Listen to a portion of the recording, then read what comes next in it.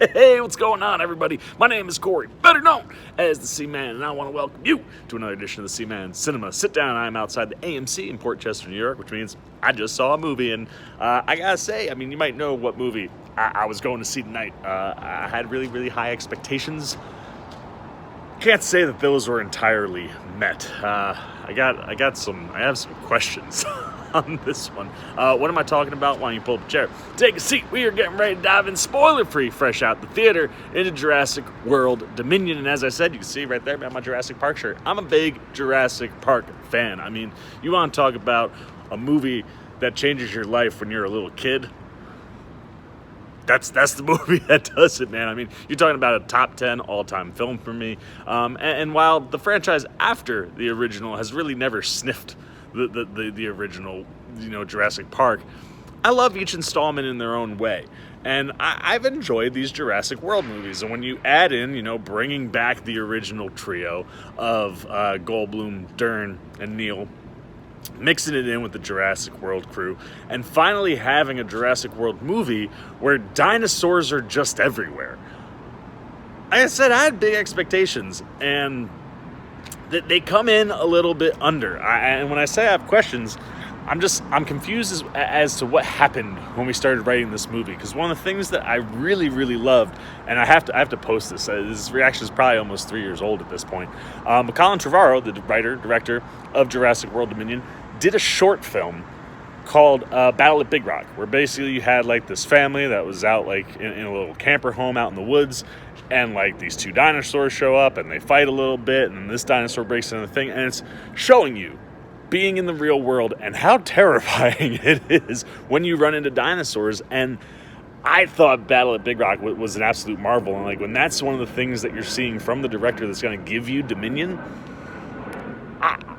that's where I thought the movie was hopefully going to go. And I'm not going to lie, the thing I am most disappointed about in this movie is that it really doesn't go there at all. This movie is filled with, it's kind of funny. It's like the 2.5 hour version of Obi-Wan Kenobi episode 4, right? Like there are lots of things in this movie, much like Obi-Wan, that I really dig, but don't feel fleshed out. And the ironic thing is, like, things that didn't feel like they were fully fleshed out or earned in that 4th episode of Obi-Wan suffered because it was a 30-minute episode. What I don't understand is how you can have things like just missing or things that don't feel earned in a 2.5 hour movie, which is my other problem with this one. This one is super long, and I went and saw Top Gun Maverick for the second time last night, which is also a 2.5 hour movie. And I saw it with my dad and my sister and one of my sister's friends. And when we walked out, my dad thought it was like 9:30 at night, and it was almost like 11. And he's like, "What?" I'm like, "Yeah, that was a 2.5 hour movie." That movie does not feel like a 2.5 hour movie. Jurassic World Dominion does feel like a 2.5 hour movie, and it just feels like a movie that has tons of missed opportunities, right? Like playing with the idea of dinosaurs in the real world more. It's really kind of a bookend to the movie more than something that's actually dived into at all in the movie. And I felt some disconnect from specifically the last one when you get to that aspect, right? Like you're talking about dinosaurs taking possibly the world back over, and you don't really ever get like it happens in spurts. It's basically like you see dinosaurs in the real world based on where our main characters are going, and outside of that, I don't really utilize it for anything, which was kind of disappointing. And like I said, the length on this one is rough. I mean, I feel like the third act really is where it shines. It takes off in the third act. I was the most engaged in the movie probably with the last 40 to 50 minutes or so. Like when everybody starts getting to our final destination, you could say, that's when the movie really kicked in for me. And the build up to that, it's clunky in spots and, doesn't really grasp your attention the way it does on the backside. Now, that being said, I do think there are lots of good things in here. And we'll just start with the original trio, right? I mean, Dern, Neil, Goldblum, they're all back. And they're fantastic, man. I mean, the chemistry is still there for all of them. Getting to see, Sam Neill and Laura Dern as Ellie Sattler and Alan Grant teaming up, and, they pair up more than the trio does as a group. But they're fantastic, man. Like, everything that you had from the original movies with these three is still there. And how they get brought into the movie makes sense, and how they're utilized. Like, their stories are the ones that I probably like the most, or almost the most. there's Claire. Oh man, that Bryce Dallas Howard, man, she is a gem, and probably my favorite thing in the movie. But yeah, the original trio is great, and how they use them, the moments that they give them, the spots that they get specifically in the third act, they worked for me. Now, as I said, Bryce Dallas Howard, she's your scene stealer, she's your show stealer, and she's probably your trilogy stealer. Claire gets the best arc of any character in this sequel trilogy.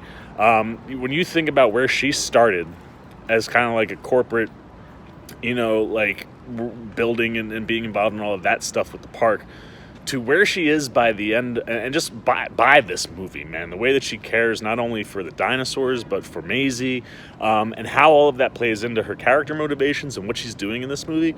I mean, I know that Bryce Dallas Howard's future is behind the camera. She is a phenomenal director from what we've seen in the world of Star Wars. Her episodes that have come in Mandalorian are some of my favorite. And I think she's got a great future there. But I feel like people don't give her enough credit as an actor, and how good of an actor she is, and how long she has been that good of an actor, man. We've had a long run with Bryce Dallas Howard, and she's on special, man, when she's on camera, and she really does steal the show for me in this one. She brings the most emotional weight. She brings the things that really, I think, connect and engage the audience the most, then followed secondly really closely by the trio. After her, DeWanda Wise, wow, man, you want to talk about a new character that gets added in here that really pops. DeWanda Wise is that character, and she's absolutely fantastic. I love how they use her. I love the moments that she gets, and how she took a character that probably doesn't even need to be in the movie and really just takes every opportunity she's given and elevates the character way more than what I think is on the page. And that, it's one of those things when you're talking about like new characters that I really, really dig. Now, you're going to go, see, man, you just skipped over like the guy who was the headliner for the sequel trilogy. Yes, Owen is in the movie. Chris Pratt's fine. When you have an expanded cast like you do here, some people are going to get shortchanged, and unfortunately, I think Chris Pratt is the one that does that. I don't really know if I can say there's any like one moment or thing that popped for me with Chris Pratt. It was just kind of like, he's there, he's doing Owen things, and that's fine. But yeah, I didn't, he just wasn't one of the scene stealers for me in this one. I tell you who is a scene stealer, and is somebody that I continue to really like every time he's on screen, and that's Mamadou Athie. This kid, man, I tell you, I saw him on an Amazon, like, kind of sci-fi horror flick, and since then, everywhere I see him pop up, he just does really quality work, and he kind of had, like, a Samuel L. Jackson vibe to some of the things that he was doing in this one, and I just, like, not a big role, but just rock solid. And he's somebody I continue to say, anytime I see him in something, keep your eye on this kid, because he's super, super talented. B.D. Wong, obviously back as Henry Wu. That was one of those storylines that I really dug. I like where they went with Wu, and I like where they take that and how they utilize him in a very, very small role. But again, is one of those things where it's like the third act kind of brings everybody together, and that's where you're feeling really the most connected, and that's what I'm walking out of the theater from, where it's like when I'm thinking about what the characters were going through and what they were doing, those are the ones that are popping for me. Isabella Sermon, back as Maisie Lockwood. I really dig what they do with her character here too. Again, not like a ton, but I think Maisie really does take every single opportunity that she's given in the movie, and what they do with her character, I just really, really liked and thought was a really interesting element of the story. And when you have all these things that are going on, you kind of just sit there and you're like, some of the spots that sag are things that I wish we could have dived more into, are some of those stories. And you sit there and you go, it almost feels like I should be saying I needed to have more, but I think it just needed a different focus, because the thing that I think really I didn't dig about the movie is the whole element of biosyn, which I understand is a big player in the books, but there's not much background given. All of a sudden, it's just kind of introduced, and I'm still not entirely sure what exactly Biosyn does. Like, they don't really give you too much to go on in there. Spider-Man's dad from the Amazing Spider-Man series is like the head of Biosyn, and I'm going to tell you, kind of feels like Mr. Parker flew out that airplane and landed in Biosyn. But that's the thing that I think kills me is, like, here's the thing that I guess, fans of the books would be like, oh, that's super exciting. I don't really connect to Biosyn at all. I don't really understand, like, well how it fits or plays into things, other than it feels like it has a lot of connections to Jurassic Park, and it feels like it's taken a lot of people from like, some of those areas. But because that's a major focus and, the major antagonist, I guess you could say, in the movie, that's the thing that takes you away from dinosaurs in the real world and kind of puts you back in a park-type structure. You're not in a park, but you're kind of in a place that feels like there's a lot of man-made structures here, and, it kind of feels very parky. And that's one of the things that just kind of kills this movie for me, where it's like, I wish there could have been a storyline that brought everybody together and just had the mission going on in the real world, and dinosaurs are just popping up in places rather than, coming back to kind of like a central location where there's all of your story elements and all of your dinosaurs. The other thing, too, with this movie, I think why it's 2.5 hours long, is the amount of dinosaurs. And I'm not complaining that we got a ton of dinosaurs in here, but, like, it always feels like every Jurassic movie has, like, that one dinosaur, and we get that here. But it doesn't feel like that. Like, it feels like we just get these different dinosaurs that pop up, and there's a bunch of different ones, and we get really, cool-looking visuals. I mean, the visual effects in this thing are phenomenal. I mean, the Jurassic series has always been one of the best in visual effects because it knows how to blend practical and digital, CGI effects together the best. And it was one of the things that I thought Jurassic World struggled with in the first one. It was one of the things that I thought J.A. Bayona brought back in the second one, that, like, while people really don't seem to ever like that movie that much, it was one of those things where it was like, there were practical dinosaurs back in that, and that leads to practical dinosaurs being in here. And it's that blend that just give you, I think, some of the best looking dinosaurs that we've had in the franchise.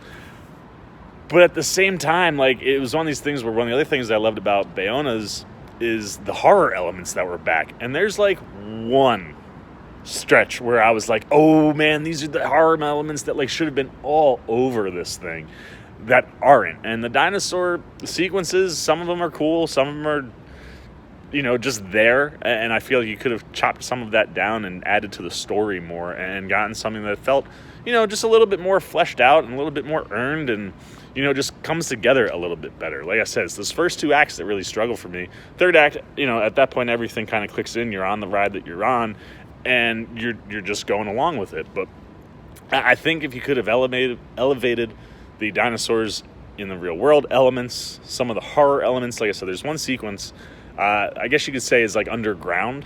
That's awesome. And outside of that, like, yeah, there's some cool dinosaur sequences.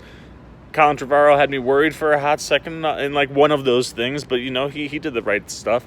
But, like, it's not like, I don't feel like there's any iconic moments or scenes in here. And that's the thing that's kind of disappointing for me. So I'm not going to say anything else because I might spoil something for you Jurassic fans. So let's get the Sea Maniacs up. Like I said, I think Colin Trevorrow does a good job in structuring the movie and, kind of bringing you through it. He creates some really wonderful sequences, but I think the pacing in the first two acts is off.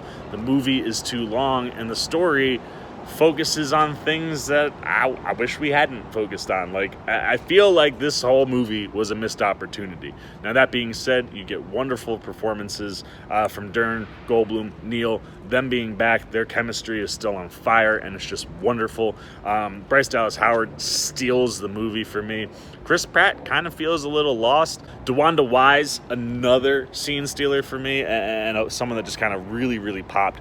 But yeah, I mean, you get good performances. There are really nice moments. There are really nice things in this movie. It's just, it feels like the story choice wasn't great. And for something that's 2.5 hours long, there are a lot of things where I'm like, I feel like we should have fleshed some of this out a little bit more. And maybe there was too much dino action. But for me, I mean, the visuals are great. Michael Giacchino's score, as always, is really, really something that drives the movie, specifically in the third act. But yeah, it's a bit of a miss for me, and I'm gonna have to go 3 out of 5 Sea-Maniacs. I enjoyed this movie. Like I said, every Jurassic movie for me has something worthwhile. And there's a bunch of worthwhile stuff in here, specifically when you're looking at, Claire's storyline, when you're looking at the original trio, when you're looking at what's going on with Maisie, and just some of the other characters and elements. But I don't know, I just wanted that dinosaurs in the real world horror movie. And that's not what this is. This is more of like what you kind of would expect from a Jurassic World movie, I guess. And that was a little disappointing. So 3 out of 5 Sea-Maniacs. It's not bad. Like I said, I think there's good things in here. I think this is something that I'll go back and rewatch and enjoy. And there's lots of cool dinosaur stuff, which is, of course, always a positive. But yeah, I don't know. This one feels like a little bit of a miss for me. So 3 out of 5. I'm done talking. Now it's your turn. I want to know what you're thinking. How big of a Jurassic Park fan, a Jurassic franchise fan are you? How long have you been waiting for this movie? How highly was your anticipation meter? Have I disappointed you with what I've had to say? Are you still excited? If you've seen the movie, where do you land on this? I think Rotten Tomatoes has the audience score at about an 86, which I think is fair. The critics score is like a 35, which I think is ridiculous. It's not that bad of a movie.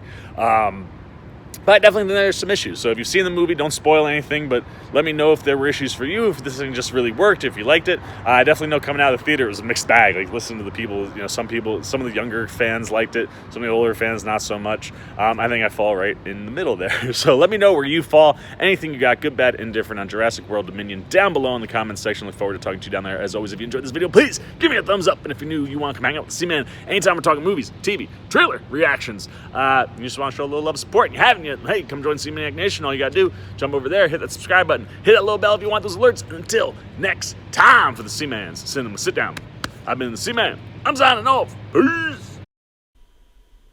Oh, hey, what's going on? You must be sticking around because you're looking for more content featuring this guy. Well, guess what? You're in the right place. You can check out more videos right here and right here. And if you have and you want to come join that Sea-Maniac Nation, you can hit that subscribe right over there.